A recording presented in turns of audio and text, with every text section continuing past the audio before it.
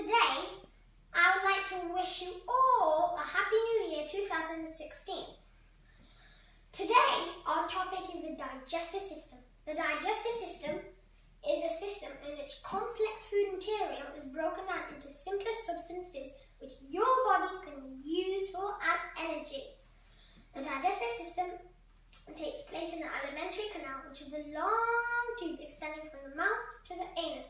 The parts of the digestive system are the mouth, the esophagus or food pipe, the stomach, the small intestine, the large intestine, the rectum, and last but not least, the anus. Excuse me. Two other glands known as the liver and the pancreas also help in digestion. First, when you take a bite of food, digestion begins. The teeth chop and grind the food, while the salivary glands, which are located near the back of the neck, produce saliva, a chemical known as spit or saliva, which has enzymes which can break the food down. Once this combo of chewed up food and saliva is there, the tongue mixes it into a ball called a bolus. Then the bolus gets pushed down the esophagus by the tongue into the stomach. Sorry. The stomach has stomach walls which secrete many juices such as hypochloric acid. All these juices and enzymes and acids break down the food even further, and also they help to absorb nutrients like a sponge absorbing water. Once the food has been digested, or after 6 to 7 hours of digestion, the food is known to be a type of thing known as chyme. Then the chyme gets pushed into small amounts into the small intestine from a ring of muscle which is very tightly closed while digestion is happening, which is known as the pylotic sphincter. Once the pylotic sphincter opens for fear of the food or chyme bits to go in, then those bits are even more digested. Did you know most of the digestion happens in the small intestine, not the stomach? Once the food has been digested in the small intestine, it receives secretions from the liver and the pancreas.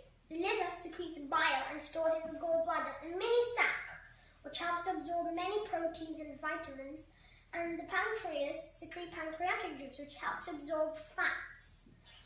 Once everything's absorbed, there are small finger-like projections which line the whole small intestine, and these are known as villi. Villi have a network of blood vessels. The digested food and the nutrients can seep into the villi and into the bloodstream for the whole body.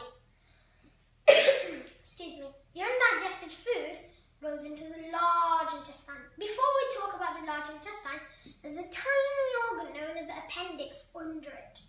The appendix doesn't have a real job and no one knows what it's actually for, but it used to.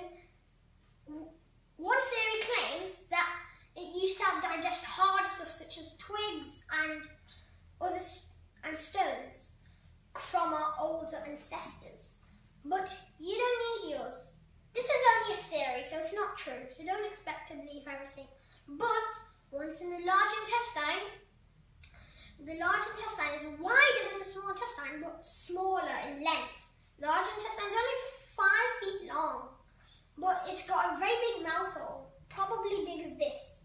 But the small intestine has only a very small one, but it's much, much longer, more than 25 feet long. Can you believe?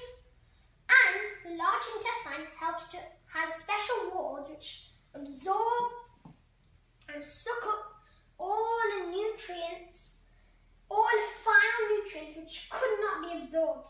The large intestine also absorbs water and salt. Due to this, the large intestine has a soft, smooth, watery lining, so food can move easier, even when it's dry. and all excess water and nutrients and salt and whatever's not been absorbed gets to the end and it becomes very thick. All of this is considered waste, and then the waste stores in the rectum, a tiny bag of muscle which can store feces, which is a scientific name for poo, and then once your rectum is full, all the feces goes out through the anus and out to the body. The end. If you want any questions or queries, then please ask us, and next time in our